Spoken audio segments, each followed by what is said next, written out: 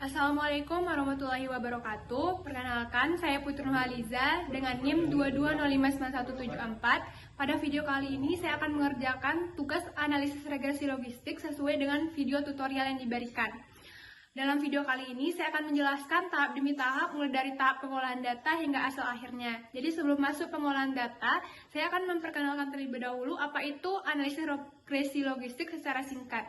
Jadi, analisis regresi logistik itu adalah metode analisis statistik yang digunakan untuk memprediksi probabilitas dari suatu kejadian yang bersifat kategorik. Biasanya berupa dua kategori, yaitu berupa ya atau tidak.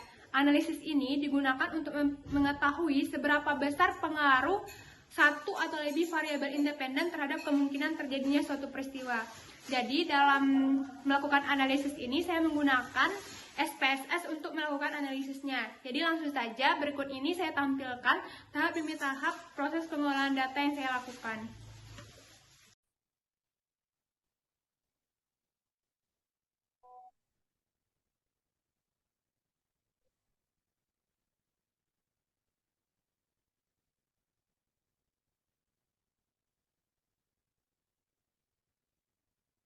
Baik, kita akan membuka SPSS dan memasukkan nilai dari masing-masing variabel X1, X2, dan variabel Y pada variabel view.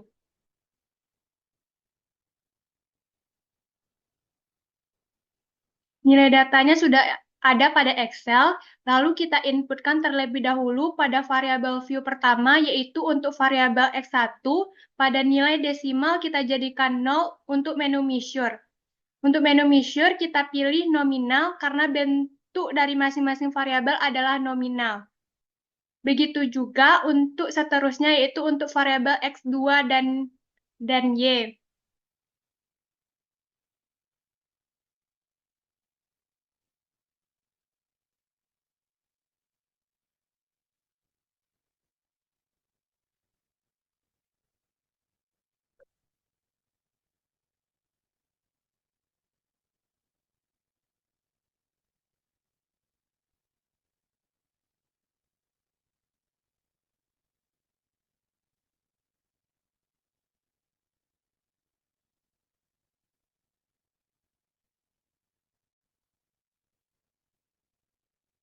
Setelah data muncul pada menu view, selanjutnya kita akan melakukan analisis data, yaitu dengan memilih menu Analyze, kemudian pilih Regression, lalu Binary Logistik pada menu Dependen. Masukkan nilai Y, sedangkan pada menu Independen kita masukkan nilai X1 dan X2.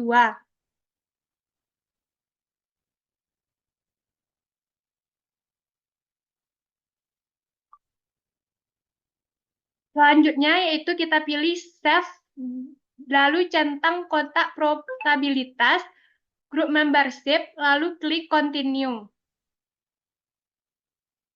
Selanjutnya kita pilih menu Option, centang kotak Classification Plot, Hosmer-Lemaitre, Goodness, Iteration History, C1 for eksponen beta sebesar 50%, klik Continue dan OK. Lalu hasil output akan muncul.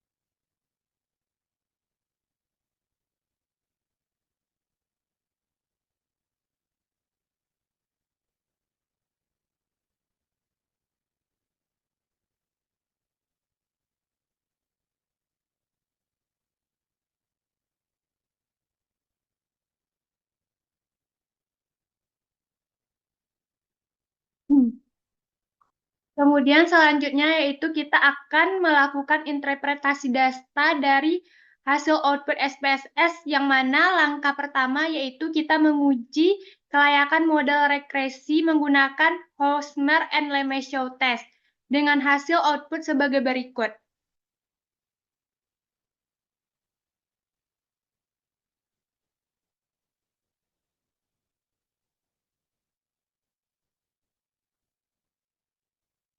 Menguji kelayakan model regresi Hosmer and Lemeshow test, adapun hipotesis yang digunakan yaitu H0 model sesuai dengan data, H1 model tidak sesuai dengan data.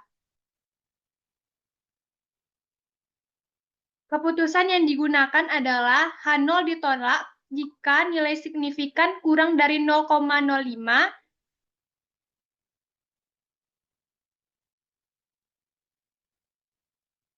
dan pada tabel output terdapat nilai signifikan sebesar 0,63 yang berarti kurang dari 0,05 sehingga H0 diterima.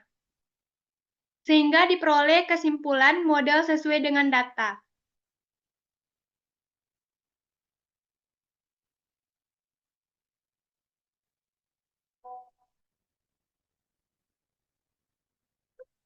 Jadi langkah kedua yaitu melakukan uji overall, di mana hasil outputnya sebagai berikut.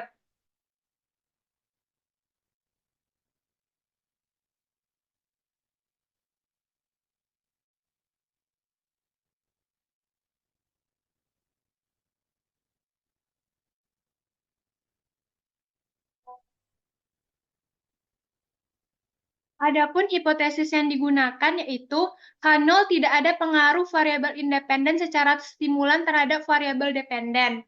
H2 ada pengaruh paling sedikit satu variabel independen terhadap variabel dependen. H0 ditolak jika chi-square hitung lebih dari chi-square tabel atau signifikan kurang dari 0,05. Sehingga diperoleh keputusan signifikan kurang dari 0,05 sehingga H1 diterima. Jadi kesimpulan yang dihasilkan adalah ada pengaruh paling sedikit satu variabel independen terhadap variabel dependen. Jadi selanjutnya pada langkah ketiga kita akan melakukan uji parsial.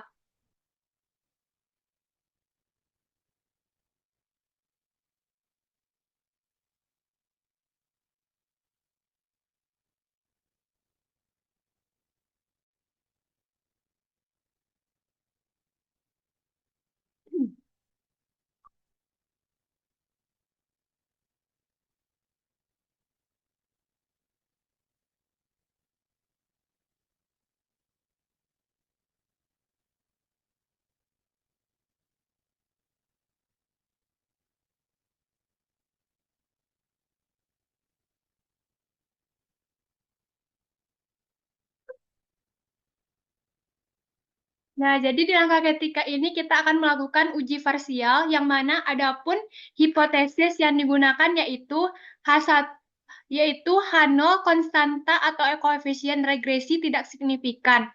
H1 yaitu konstanta atau koefisien regresi signifikan. Jadi, keputusan yang dihasilkan adalah H0 ditolak jika nilai signifikan kurang dari 0,05, di mana dihasilkan X1 diperoleh nilai signifikan sebesar 0,030 kurang dari 0,05 sehingga H0 ditolak.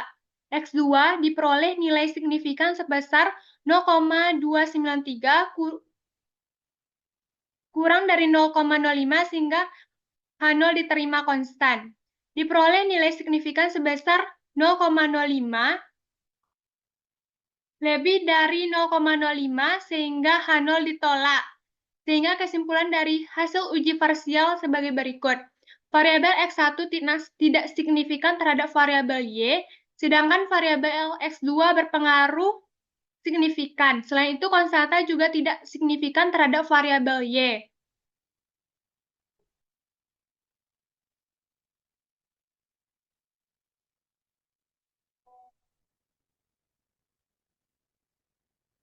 Selanjutnya, yaitu langkah keempat, kita akan melihat hasil koefisien determinasi, di mana hasil outputnya sebagai berikut.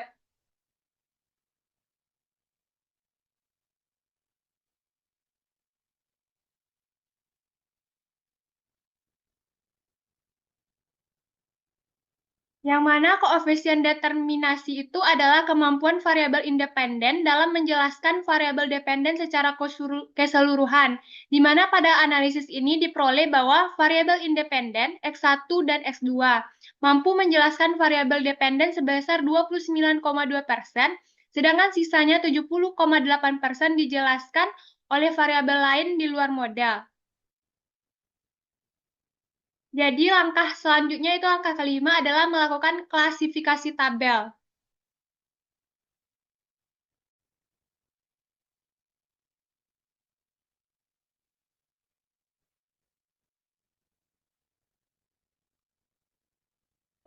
Klasifikasi tabel ini digunakan untuk melihat ketepatan hasil prediksi terhadap variabel dependen, di mana pada analisis ini diperoleh hasil sebagai berikut.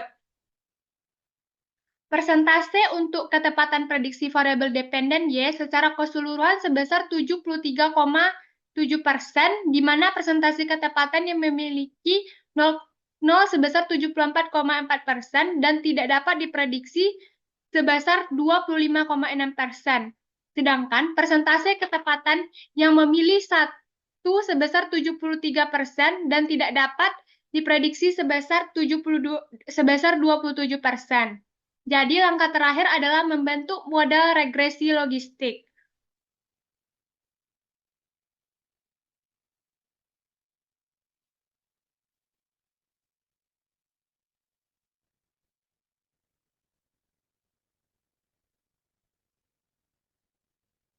Dari hasil output yang ditampilkan di atas diperoleh hasilnya sebagai berikut. Dengan memperhatikan ketentuan pada model logistik dengan rumus sebagai berikut, yaitu logit Px sama dengan Px per 1 dikurang Px sama dengan B0 ditambah B1 X1 ditambah B2 X2. Logit Px sama dengan Px per 1 dikurang Px sama dengan min 1,96 ditambah 1,535X ditambah 0,746X. Sehingga diperoleh hasil kointerpretasi koefisien sebagai berikut.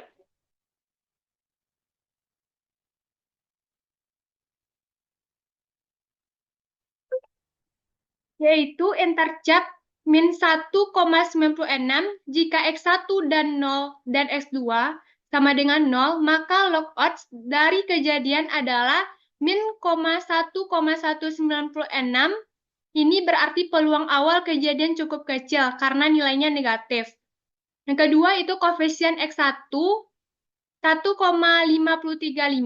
Setiap peningkatan 1 unit pada X1 dengan asumsi X2 tetap meningkat log odds sebesar 1,535 dalam bentuk odds. Peningkatannya adalah 1,535 sama dengan 4,64. Jadi peluang kejadian meningkat sekitar 4,64 kali lipat jika X naik satu satuan. Koefisien X2 0,746. Setiap kenaikan 1 unit pada X2 dengan X1 tetap meningkatkan log odds sebesar 0,746 dalam bentuk odds sama dengan 2,11. Jadi peluang meningkat sekitar 2,11 kali lipat. Jadi kesimpulannya, model ini menyatakan bahwa semakin besar nilai X1, X2 dan Y, X1 dan X2, maka probabilitas kejadian juga semakin besar. X1 memiliki pengaruh yang lebih besar terhadap peluang kejadian dibandingkan X2 karena koefisiennya lebih tinggi.